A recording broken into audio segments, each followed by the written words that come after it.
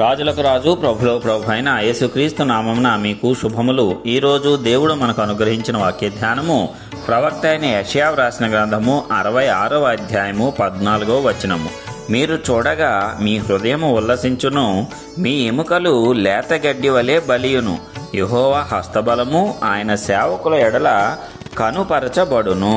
ప్రియులారా, ఈ వాక్య ధ్యానాన్ని మనం పరిశీలించినట్లయితే మనము చూస్తూ ఉండగానే, అనగా మన కన్నుల ముందే మన హృదయము ఉల్లసిస్తుందంట. అంటే ఆనందభరితమైనటువంటి హృదయము మనకు కలుగుతుంది. ఎప్పుడు హృదయం ఆనందంతో నిండి ఉంటుంది? ఎలాంటి బాధలు, కష్టాలు, శ్రమలు, వేదనలు ఏమీ లేకుండా అన్నీ మనకు అనుకూలంగా, అన్నీ మనము అనుకున్నట్లు జరుగుతూ ఉంటే అప్పుడు మన హృదయము సంతోషముగా ఉంటుంది. అలాంటి సంతోషాన్ని మనము చూస్తూ ఉండగానే దేవుడు మనకు అనుగ్రహిస్తాను అని సెలవిస్తున్నాడు. అదే విధముగా మీ ఎముకలు లేత గడ్డి వలె బలియును. అంటే ఎప్పుడైతే నీ హృదయంలో సంతోషం ఉంటుందో నీ ఎముకలకు పుష్టి అనేది కలుగుతుంది. దాని ద్వారా నీకు ఆరోగ్యము కలుగుతుంది. దుఃఖాక్రాంతులు, చింత కలిగినటువంటి వారి యొక్క ఆరోగ్యము కూడా క్షీణిస్తూ ఉంటుంది. అయితే సంతోష హృదయాల యొక్క ఆరోగ్యము ఎల్లప్పుడూ కూడా వృద్ధి చెందుతూ ఉంటుంది. అందుకే వారి యొక్క మాంసము, ఎముకలు కూడా చక్కగా బలముగా, దృఢముగా నూతనపరచబడి యవ్వన బలముతో వారు ఉంటూ ఉంటారు.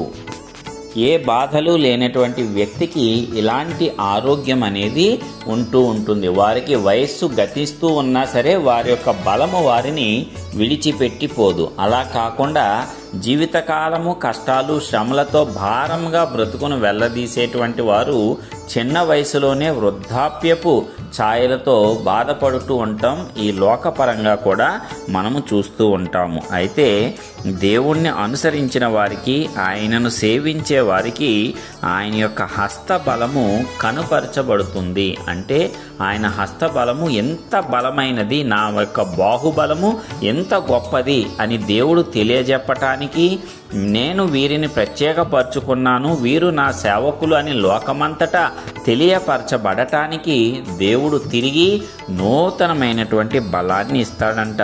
లేత గడ్డి వలె ఎముకలను బలపరుస్తాడంట. అంటే విరగని ఎముకలను దేవుడు మనకు అనుగ్రహిస్తాడు. బలమైన, దృఢమైనటువంటి శరీరాన్ని, యవ్వన బలాన్ని తిరిగి మనకు ధరింపజేస్తాడు. మరి ఎంత గొప్ప దేవుణ్ణి మనము కలిగి ఉన్నాము కదా. మనము చింతించట ఎలా?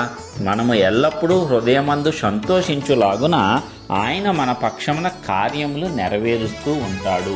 ఎప్పుడైతే సంపూర్ణమైన దేవుని కార్యాలు మన యొక్క జీవితాల్లో మనము చూస్తూ ఉంటామో ఇక దేని గురించి కూడా చింత నొందము, భయము నొందము, బాధ అసలే పొందము. దేవుడు ప్రతి కార్యాన్ని నా జీవితంలో నెరవేరుస్తాడు అనేటువంటి దృఢమైన విశ్వాసంలోనికి మనము ఎదిగినప్పుడు ఈ రకమైన పరిస్థితి మనందరికీ కూడా ఏర్పడుతుంది. దేవుడు ఇలాగునే మనమందరము, అనగా ఆయన సేవకులమైన మనమందరము, విశ్వాసులమైన మనమందరము, క్రీస్తును అంగీకరించి ధరించుకున్న మనమందరము జీవించాలి అని ఎంతగానో కోరుకుంటూ ఉన్నాడు. అయితే మనము దేవుని మీద భారం వేయకుండా ప్రయాసములన్నీ మన మీదే మోపుకొంచు మనము తగ్గించుకుంటూ, బాధపరుచుకుంటూ, ఎక్కువ మనోవేదనకు గురి అవుతూ దేవుడిచ్చిన గొప్ప ఆశీర్వాదాన్ని కోల్పోతున్నాం. దాని ద్వారా ఈ లోకంలో ఆరోగ్యం కూడా చెడిపోవటం మనము చూడవచ్చు. మరి ఆరోగ్యంగా, బలముగా, యవ్వన బలముతోనూ వృద్ధాప్యము దరి చేరకుండా సంతోషముతో ఉండాలి అంటే హృదయమందు దేవుని పట్ల ఆ సంతోషాన్ని కలిగి ఉండాలి. దేవుడు ప్రతి విషయంలోనూ మనకు సహాయం చేస్తాడని, ప్రతి విషయంలో మనకు తోడుగా ఉన్నాడని మనము బలముగా నమ్మినప్పుడు ఇవన్నీ కూడా మన జీవితంలో క్రియారూపకంగా నెరవేరుతాయి. వాటిని మన కన్నులు చూస్తాయంట. ఎంత గొప్ప ధన్యత! ప్రస్తుతం నీ జీవితం పట్ల విసుగు చెంది ఉన్నావేమో, నీ జీవితంలో భారభరితమైనటువంటి క్షణాలను గడుపుతూ ఇక ఇదేనా జీవితము, ఇక దీనిని మించి ఇక జీవితము లేదా, ఇక నేను దీనిని దాటుకొని బయటకు రాగలనా లేదా అనేటువంటి సంశయాలలో ఉన్న మనందరికీ దేవుడు మాట్లాడుతున్నటువంటి మాట, ధైర్యపరుస్తున్నటువంటి మాట, మనము చూచుచుండగా మన హృదయము ఉల్లసించును. మరి ఈరోజు ఈ వాక్యాన్ని వాగ్దానముగా మన పక్షంన దేవుడు స్థిరపరుస్తున్నాడు. ఎంతమంది అయితే ఈ వాక్యాన్ని వింటూ ఉన్నారో వారందరి జీవితాలలో, వారి హృదయములలో ఆనందమును సంతోషమును స్థిరపరుస్తూ ఆ ఆనందాన్ని వారందరూ చూచులాగున దేవుడు చేయబోతున్నాడు.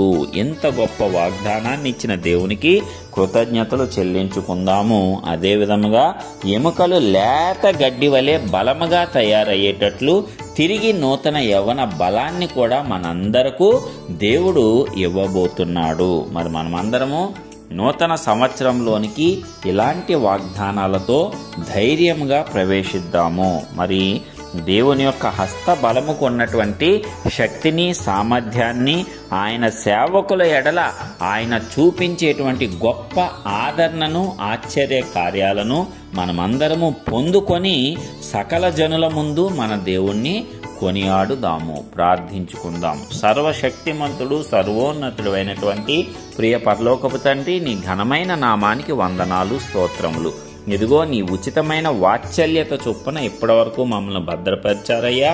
మరి నీ యొక్క పాద సన్నిధిలో మేమందరము మరి ఒకసారి నిలవబడి ఉన్నాము. నీవిచ్చినటువంటి వాక్యమును బట్టి నీకు వేలాది స్తోత్రములు చెల్లించుకొంచున్నాం. ఇదిగో నిజముగానే మా హృదయాలలో సంతోషము లేక భారభరితమైన హృదయములతో, చింత కలిగినటువంటి హృదయంతో మా ఆరోగ్యములు కూడా క్షీణించిపోతూ ఉన్నటువంటి స్థితిలో మేమున్నాము.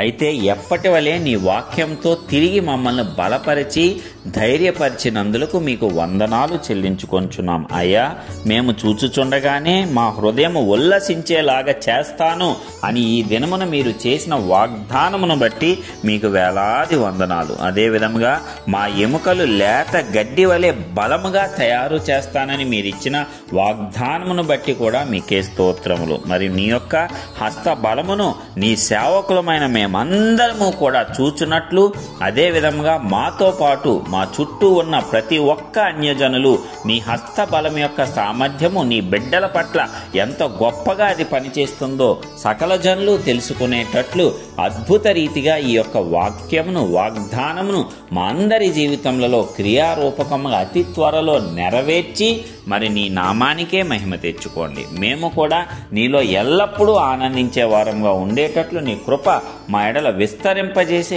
ఆశీర్వదించవలసిందిగా నజరేయుడు సర్వశక్తిమంతుడైన యేసయ్య అతి ఉన్నతమైన నామం పేట ప్రార్థించి విశ్వాసంతో వాగ్దానమును స్వతంత్రించుకొంచున్నాము తండ్రి. ఆమేన్.